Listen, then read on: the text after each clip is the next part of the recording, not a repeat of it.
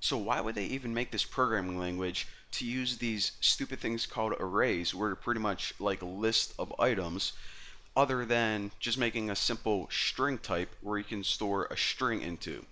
And the reason for that is because you can actually do really awesome things when you have a list of items.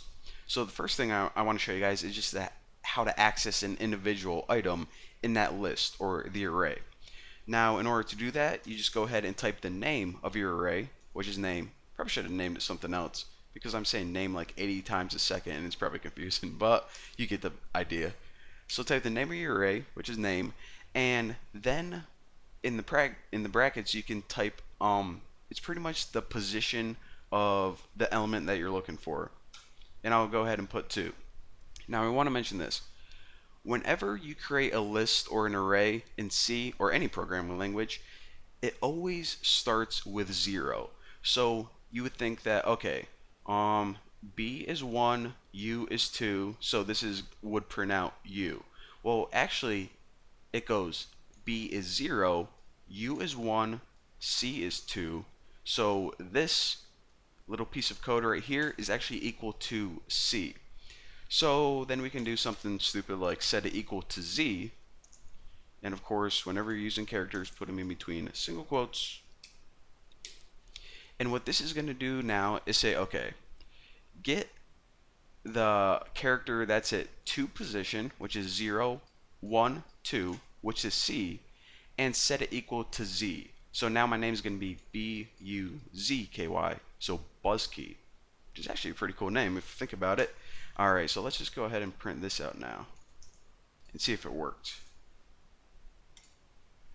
Alright, so the first one, of course, the original thing we wrote is just my name is Bucky Roberts. Simple enough. Now whenever we changed the second element in the array, and of course, like I said, each item in your array is called an element technically, but I'll probably say item just because, I don't know, it like makes it sound more like a layman's term or whatever. So of course we replaced it and it says Buzzkey Roberts. Now another thing I want to teach you guys how to do is an alternate version of having to type these manually. So what you can actually do is you can define an array kind of like you define a variable. You can set its definition earlier and then you can give it a value later on. Now whenever you do that, you need to explicitly say how many bytes of data you're going to be holding in that array, because whenever your program creates an array, it needs to set aside memory right then and there. So if we define it, say, hey, take up this much space on the computer. However, when we just define it and then give it a value on the same line, we actually don't need to explicitly say how many bytes. And the reason for that is this. So let's go ahead and make something else. I'll put food and I'll set this one equal to tuna, greatest food ever. Now, like I said, the reason that you don't need to explicitly put 5 right here is because whenever it runs this line, it can just go ahead and count the characters for you. So it counts them, says, okay, store 5 bytes, bytes of tuna. Anyways, and it's going to store tuna in food. So now I'll show you guys some cool little tricks. So this line right here is going to print out tuna, and I'll prove it to you guys. Nope, it didn't because I put name instead of food, and we actually should change this. Best food is tuna. Pretty awesome program so far. My name is Bucky Roberts. My name is Buzzkey Roberts. The best food is tuna. Gonna sell this bad boy to Microsoft for millions. Now, the last thing I actually want to mention that I wanted to show you guys is whenever you want to assign a new string to this array, then what you do is a little bit different than a variable. If it was just a variable, you put the variable name and set it equal to a new value or whatever. However, when you do it with an array, what you have to do is you need to use a function called strcpy.